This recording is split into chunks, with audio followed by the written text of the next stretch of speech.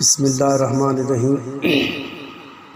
تمام حمد و ثنا اللہ کے لیے جو خالق کائنات ہے، جو مربی حقیقی ہے۔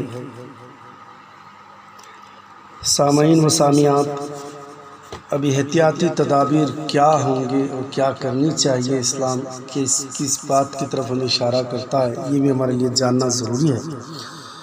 آقا کریم صلی اللہ علیہ وسلم نے مہلک امراض سے بچنے کے لیے حفاظتی تدابیر اختیار کرنے کی تعلیم عطا فرمائی ہے۔ چنانچہ سیدنا اسامہ بن زید روایت کرتے ہیں، رسول اللہ صلی اللہ علیہ وسلم نے فرمایا، طاعون عذاب کی علامت ہے۔ اللہ تعالیٰ نے اپنے بندوں میں کچھ لوگوں کو طاعون میں مبتلا کیا ہے۔ جب تم طاعون کے بارے میں سنو تو وہاں مت جاؤ۔ جب کسی جگہ یہ بیماری پھیل جائے تو وہاں کے لوگ اس بستی سے باہر نہ جائیں۔ مسلم شریف کی حدیث ہے۔ آئیے دوسری حدیث کو ملاحظہ فرمائیں۔ سیدنا عمر رضی اللہ تعالیٰ عنہ شام کے سفر پر جا رہے تھے۔ سرخے نامی بستی سے ان کا گزر ہوا۔ سیدنا ابو عبیدہ بن جراح ان کے ساتھیوں نے بتایا کہ اس بستی میں طاعون کی وبا پھیل گئی ہے۔ سیدنا عمر فاروق رضی اللہ عنہ نے مہاجرین و انصار صحابہ کرام کو غزوہ فتح مکہ میں شریک اکابر قریش سے مشورہ کیا، پھر اجتماعی مشاورت سے انہوں نے بستی میں داخل نہ ہونے کا فیصلہ کیا۔ سیدنا ابو عبیدہ بن جراح رضی اللہ عنہ نے کہا کہ امیر المومنین اللہ کی تقدیر سے بھاگ رہے ہیں۔ انہوں نے جواب دیا، ہاں، اللہ کی تقدیر سے بھاگ کر اللہ کی تقدیر کی آغوش میں پناہ لے رہا ہوں۔ سبحان اللہ۔ پھر سیدنا عبد الرحمن بن عوف رضی اللہ تعالیٰ عنہ آئے۔ انہوں نے کہا اس حوالے سے کہ میرے پاس رسول اکرم صلی اللہ علیہ وسلم کی ہدایت موجود ہے۔ آپ نے فرمایا، جب تم کسی بستی میں اس وبا کے بارے میں سنو تو وہاں نہ جاؤ۔ اگر تم پہلے سے وہاں موجود ہو اور یہ وبا پھیل جائے تو وہاں سے بھاگ کر نہ جاؤ۔ یہ سن کر سیدنا عمر رضی اللہ تعالیٰ نے اللہ کا شکر ادا کیا اور اپنا سفر آگے کی طرف جاری رکھا۔ یہ بھی مسلم شریف کی حدیث ہے۔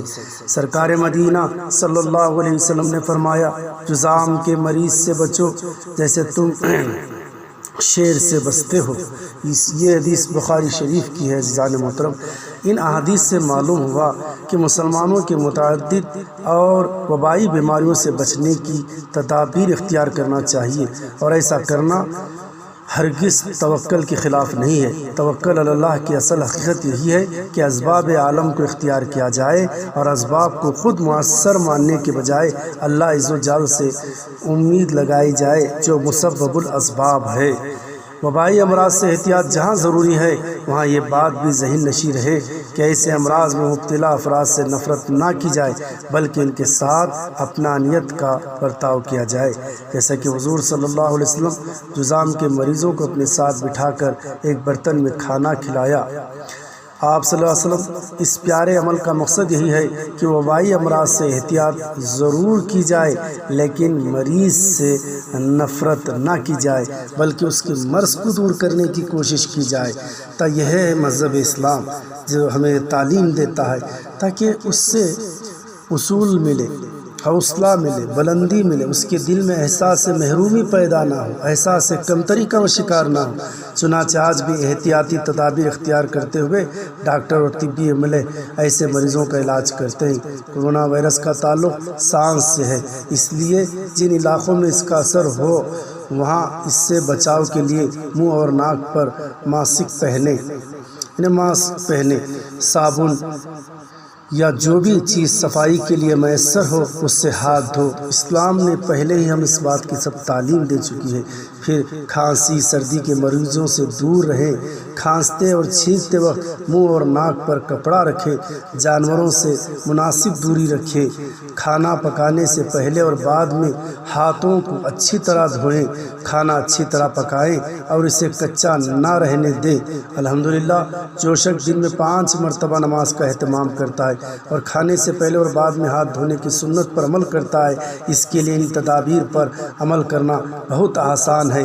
ان احتیاطی تدابیر کے ساتھ ساتھ روحانی تدابیر پر بھی عمل کرے۔ سیدنا عمر رضی اللہ تعالیٰ عنہ بیان کرتے ہیں رسول اکرم صلی اللہ علیہ وسلم نے فرمایا جو شخص کسی مصیبت زدہ کو دیکھے اور یہ دعا پڑھے الحمدللہ الذی عافانی مما ابتلاک بہ وفضلنی علی کثیر ممن خلق تفضیلا، سب تعریف اللہ کے لیے جس نے مجھے اس مصیبت سے بچایا جس میں تجھے مبتلا کیا اور مجھے اپنی بہت سی مخلوقات پر فضیلت دی، تو وہ زندگی بھر اس وبا سے محفوظ رہے گا انشاءاللہ۔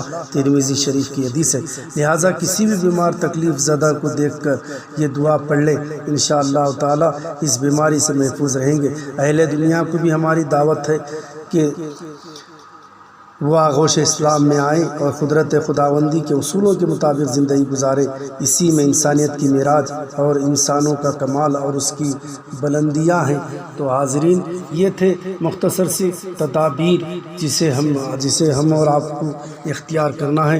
اس میں کسی طریقے کی کوئی خباثت نہیں۔ بھروسہ تو اللہ کی ذات پر یقیناً ہے، یہ توکل تو اللہ کی ذات پر ہے، اور وہ زہر میں اثر دینے والا بھی وہی ہے، دواؤں میں شفا دینے والا بھی میرا خدا ہے، زندوں میں مردے کو زندہ کرنے والا بھی میرا خدا ہے۔ لیکن اسی نے ہمیں جو تدبیر بتائے ہیں، میرے نبی کریم صلی اللہ علیہ وسلم نے تو بات بتاتا ہوا چلوں کہ دیکھیے ہر چیز کا دار و مدار نیتوں پر ہے۔ ایک مرتبہ حضور اکرم صلی اللہ علیہ وسلم سے ملنے کے لیے جب صحابہ کا شوق محبت میں ملنے آیا کرتے تھے، ایک صحابی آئے، اپنی ہونٹنی کو ایک کوٹھا زمین پر گاڑا، نکیل سے باندھ دیا اور وہاں سے حضور سے ملتے ہوئے نکل گئے۔ پھر واپس ہونے کے بعد خیال ہوا کہ ایسے ہی میں چھوڑ دوں، جس کی وجہ سے دوسرا کوئی حضور سے ملنے آئے تو اطمینان کے ساتھ وہ حضور سے ملاقات کرے، اپنے ہونٹنی کی بے چینی اس کے ذہن میں نہ آئے۔ پھر دوسرے صحابی نے دیکھا کہ جو لکڑی کی جو کوٹھا ہے وہ زمین پر گڑا ہوا ہے، انہوں نے اس کو نکال دیا۔ یہ واقعہ حضور کے دربار اقدس میں پیش کیا گیا، دربار رسالت میں پیش کیا گیا۔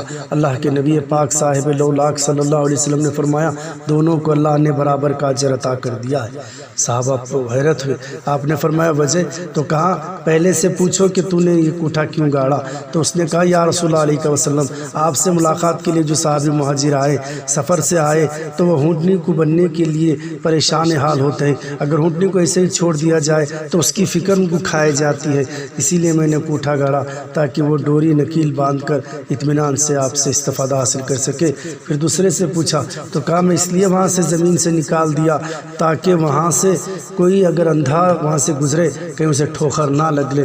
تو حضور نے فرمایا دونوں کی نیت درست تھی، دونوں کو اللہ نے اجر عطا کیا ہے۔ بھروسہ اللہ کی ذات پر یقینی ہے، مگر انسان کو تدابیر اختیاری کرنا ضروری ہے، لازم ہے۔ تو اسی لیے ہمیں تدابیر کو اختیار کرنا ہے۔ دوا کھانا ضرور ہے، مگر بھروسہ اللہ کی ذات پر رکھنا ہے کہ اس دوا میں اثر دینے والا بھی میرا خدا ہے۔ کھانا ضرور ہے، مگر یہ سمجھنا یہ بھوک مٹانے والا بھی میرا خدا ہے۔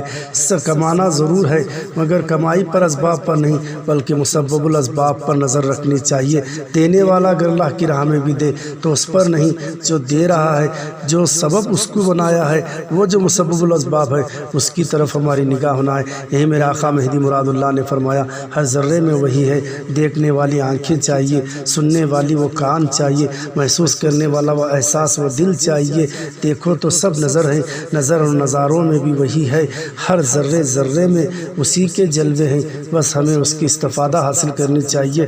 بس کم سے کم اس کے ذریعے سے کم سے کم 8 یا 10 دن میں ہم تدابیر کے دوران ہی مہدویت کیا ہے، مہدویت کے دائرے میں کس طرح عمل ہوا کرتا تھا، تاریخ دنیا کے جو 18 خانے تھے وہ کس طرح عمل کرتے تھے، پیر سے قدموں سے ہر ایک طرح سے اپنے آپ کو قید کر کے کس طرح ذکر و فکر کیا کرتے تھے، مل جایا تو اللہ کے نام پر کھا لیا کرتے تھے، مگر نہ ملے تو اس کی ذات پر اپنے آپ کو سونپ دیا کرتے تھے۔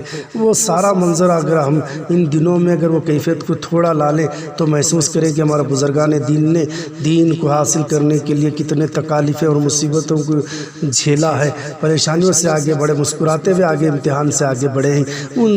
اس نقشے کو اگر کھینچے تو ہمیں محسوس ہو جائے گا کہ مہدویت کیا ہے، اور مہدویت اسلام کا وہ عین ہے، مہدویت اسلام کی وہ روح ہے، وہ حقیقت اسلام ہے جو آپ کو اس دنوں میں سمجھ میں آئے گا۔ تو ان دنوں میں کم سے کم ذکر فکر کے پابند رہیں، اور دیکھیں کہ اپنے آپ کو محصور کر کے دیکھیں تو اللہ کی راہ میں، اللہ کی جو اللہ نے ہمیں یہ نعمت کے طور پر بھی ایک سمجھیے کہ کم سے کم احساس، عبادت احساس کو جگانے کے لیے بھی کیا ہوگا، تاکہ ہمارے گناہ حد سے جب بڑھ بھی جاتے ہیں تو یہ وبائیں پھیلنے لگتی ہیں، تو کم سے کم اس کی طرف رجوع ہونے کا وقت ہے۔